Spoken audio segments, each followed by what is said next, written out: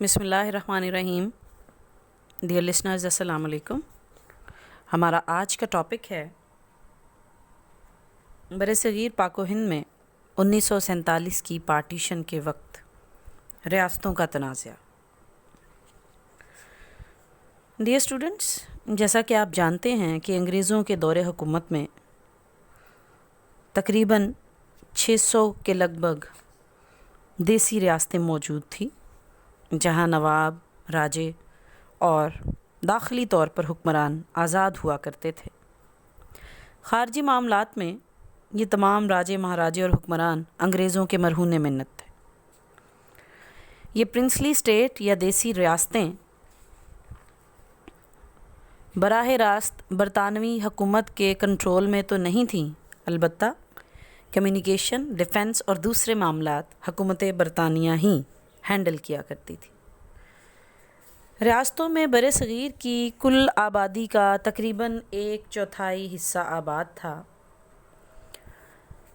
آزادی کی منزل جب قریب آئی تو ہندوستان اور پاکستان کی پارٹیشن کے ساتھ ساتھ ان ریاستوں کو بھی اپنے مستقبل کے فیصلہ کرنے کے لیے آزاد کر دیا گیا اور انہیں کہا گیا کہ وہ ہندوستان یا پاکستان میں سے جس ریاست کے ساتھ چاہیں اپنا الحاق کر سکتی ہیں.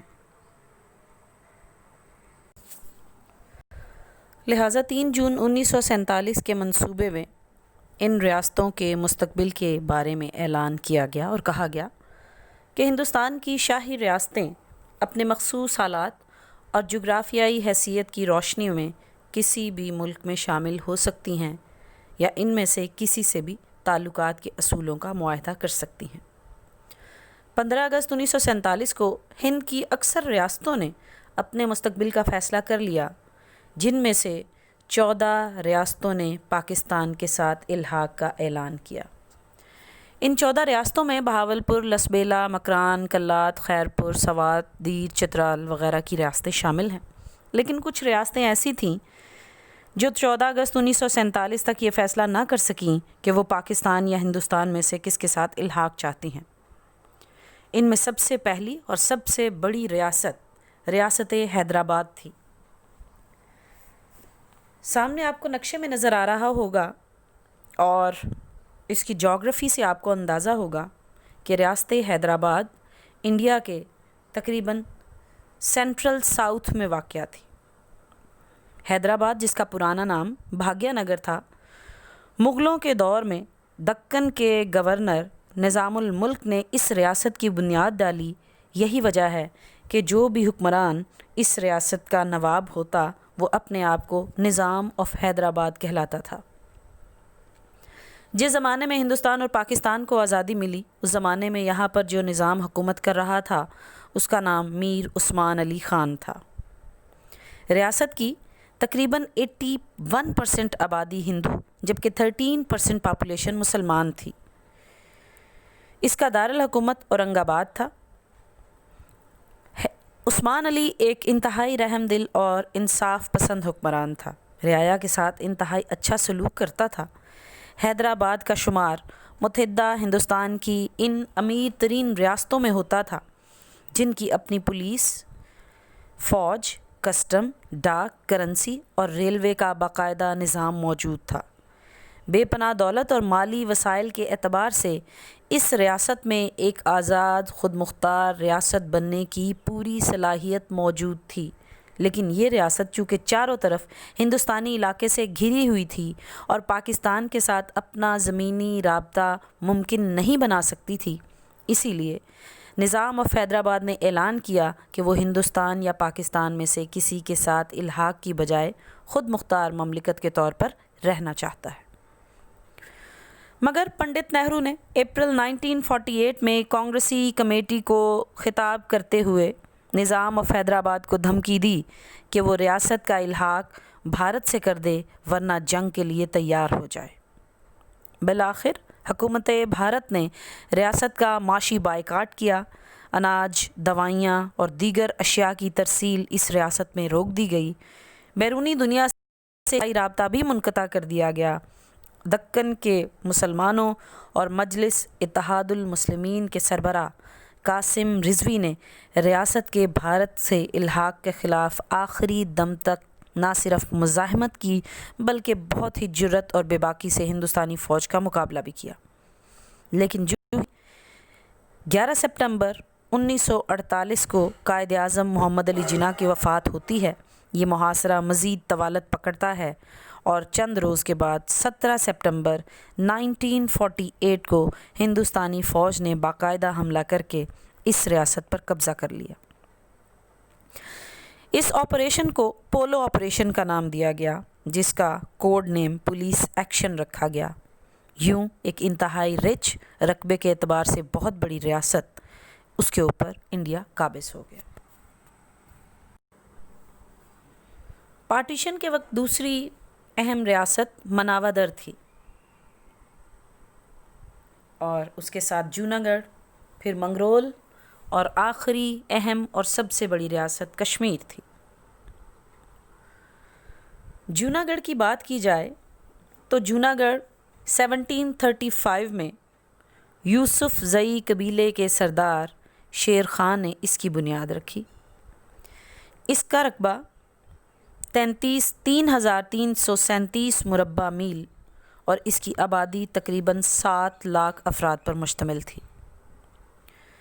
یہ ریاست ممبئی اور کراچی کے وسط میں کاٹھیا واڑ کے ساحل پر واقع تھی۔ اس کا کراچی سے فاصلہ تقریباً 480 کلومیٹر تھا۔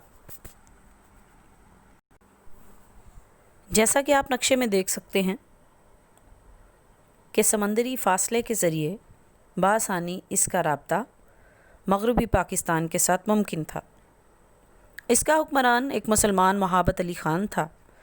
15 اگست 1947 کو جوناگڑھ کے نواب میں ریاست کی بہتری اور فلاح و بہبود کے پیش نظر پاکستان کے ساتھ الحاق کا اعلان کیا۔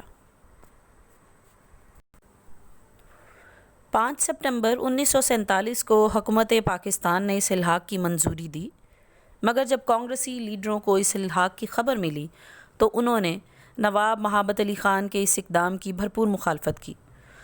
لارڈ ماؤنٹ بیٹن نے بھی اس الحاق کو ہندوستان کی خود مختاری اور علاقائی سالمیت میں مداخلت قرار دیا۔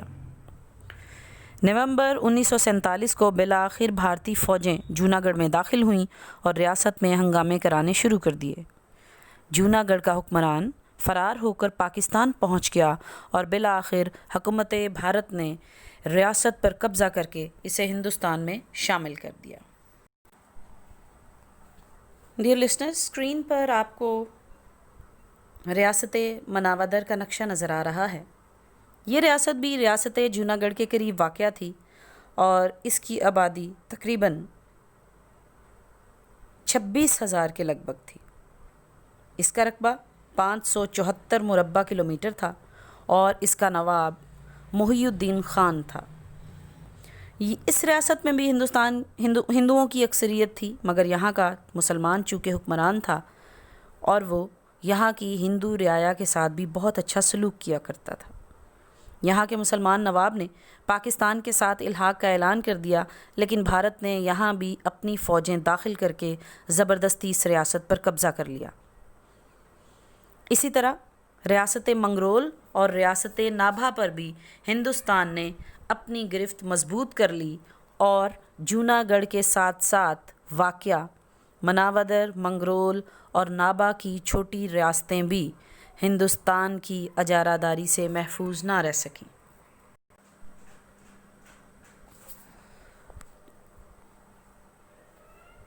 انڈین آکوپیشن کا چوتھا شکار ہندوستان کی سب سے بڑی مسلم میجورٹی ریاست بنی، جس کا نام جموں اور کشمیر تھا۔ برصغیر کے شمال میں واقع ریاست جموں و کشمیر کا رقبہ تقریباً 85,000 مربع میل پر پھیلا ہوا تھا۔ 1941 کی مردم شماری کے مطابق ریاست کی کل آبادی 40 لاکھ تھی۔